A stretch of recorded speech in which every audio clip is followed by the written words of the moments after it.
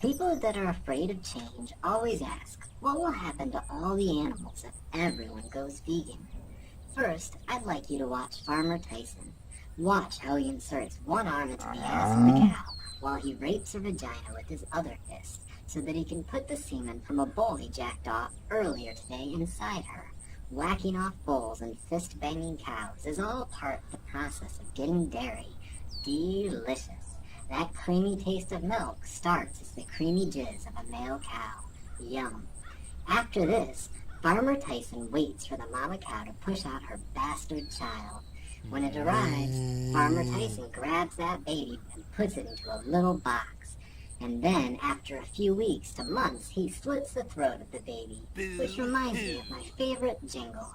You squeal, I squeal, we all squeal for veal. Except the baby cow. He screams out in pain as he bleeds to death. So, back to the question, what will happen to all the animals if everyone goes vegan? Well, that is a great question if you're a fucktard, who would have also asked what will happen to all the slaves if we free them back in 1860. Because you reveal the compassionate concern you feel for animals by hiding it completely.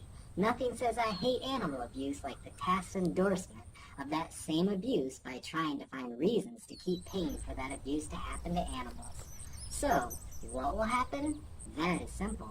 Farmer Tyson stops raping cows, and baby cows stop popping out. Wow, fucking fantastic how easy that is, eh? Either that, or the animals join together Planet of the Apes style and kill all the dumbasses who ask this question.